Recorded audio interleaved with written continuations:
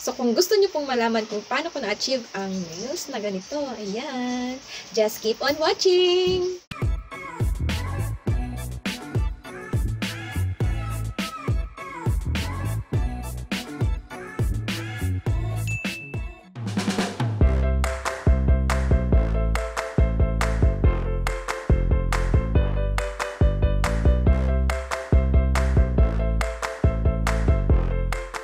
Hi guys! Welcome back again to my YouTube channel. So for today's video, mag-DIY nail extension tayo.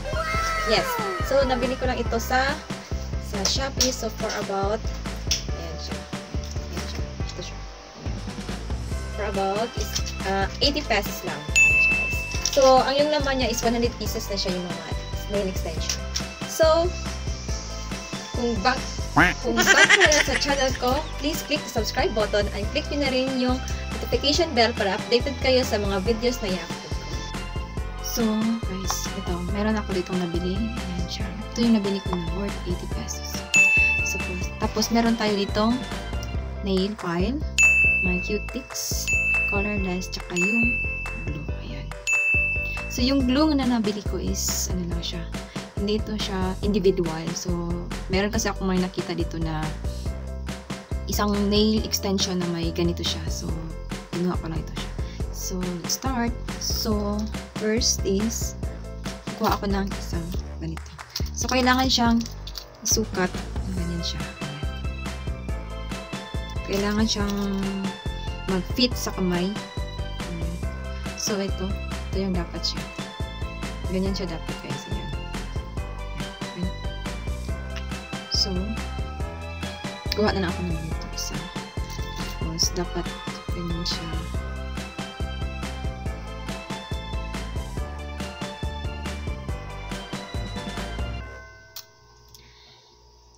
So, ayan. Fit na siya. So, ayan yung kamay ko, guys, ha. Yan, yung before. Maikli siya, maikli. Tapos, yung ito next. So, kailangan siyang isukat. Sukat mo na siya kung tama lang yung ano niya, yung ganyan. So, ayan. Para ito yung fit sa needle. And then yung sa ring. So, parang ito siya, sa ring. And then yung sa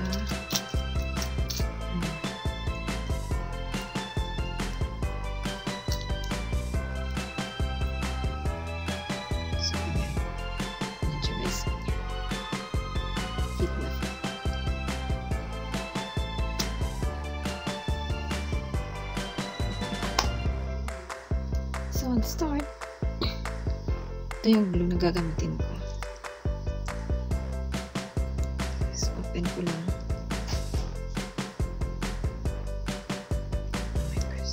Open na siya. So, first, linisan muna natin ng nail file.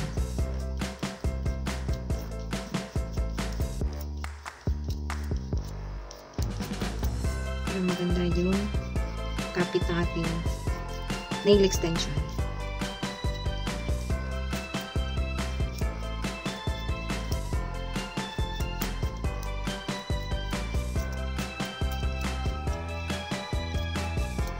Then next is susunod natin ito. So, kunti lang yung ilagay natin, guys. Ganyan lang siya. I'm sure kakapit na ito eh. Press lang. Siguro for about mga seconds lang. Para magdikit lang yung ating extension. Oh my goodness. So, kailangan palang damihan paglagay. First time ko ito, guys eh.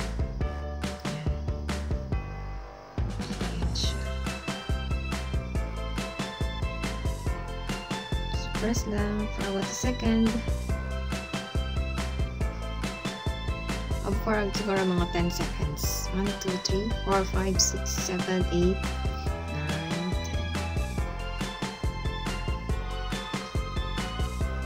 10. Didikit kaya ito? Oh my goodness.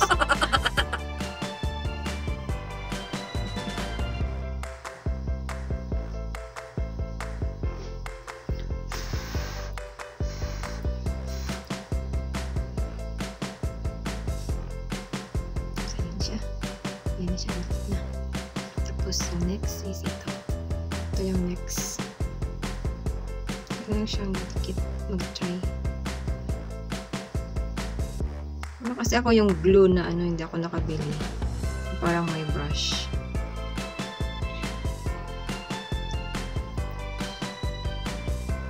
So, ganyan lang siya. Madali lang siyang gawin, guys. So, ganyan lang. 1, 2, 3, 4, 5, 6, 7, 8, 9, 10.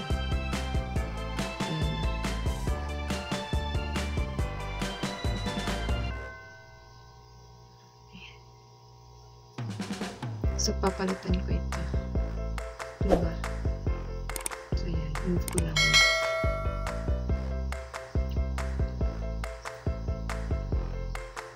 Tapos, nakalimutan ko pala linisin. Tanggalin ko pala muna itong parang may ano lang. Ayan. Para malinis. Tapos ito.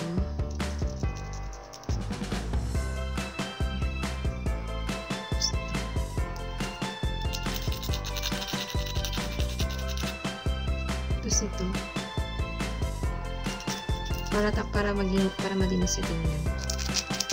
At kanina ay muna ko pala. Ano yun na natin? Ayan siya. Tapos ito.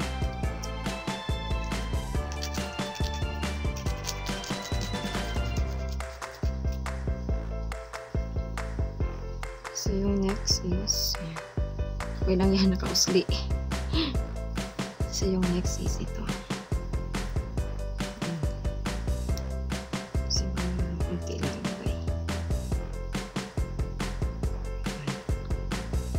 Baka hindi matanggal. Yan. Serve for about 2 seconds. 1, 2, 3, 4, 5, 6, 7, 8, 9, 10. Next.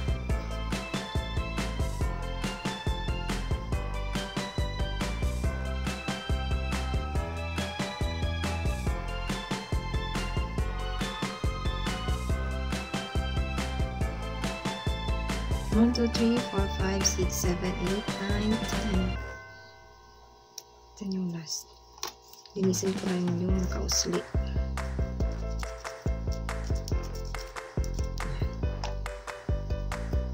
So, ito yung next. Oh, natanggal. Wait, ulitin natin.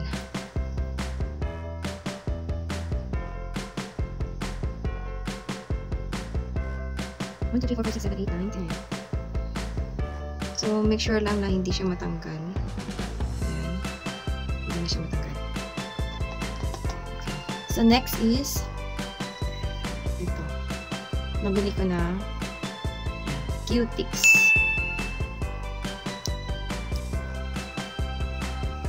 Ay, kapan ito besh.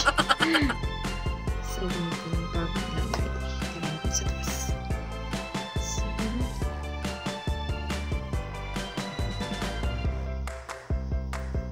So, 500 yung gamit ko. My goodness. Ayan. Pwede kayo magpatulong guys sa mga pasas kayo. Ayan.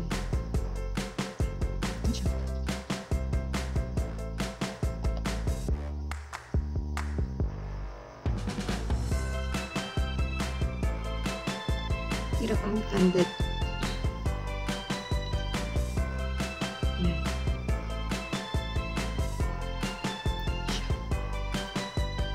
So anyway, madali lang naman siya magpatuyo kasi siya, plastic.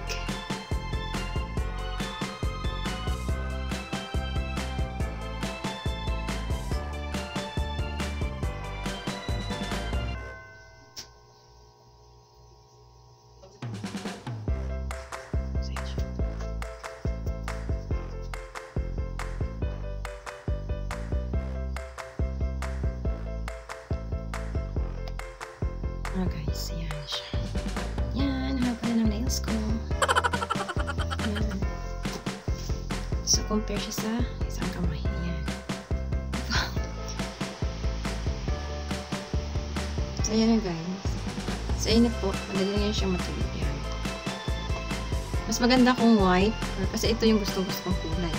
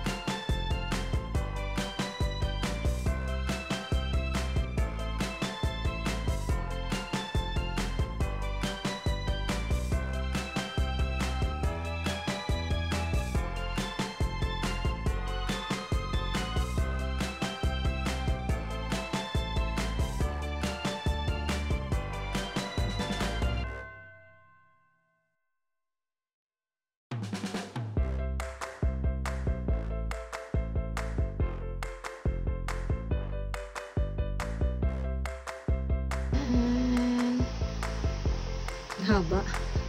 Yes. So, pwede nyo siya putulin kung ayaw nung ganun kahaba, nung ganito pagkabili, pwede nyo siya i-cut. So, sa akin, hindi na lang. Ito na lang muna.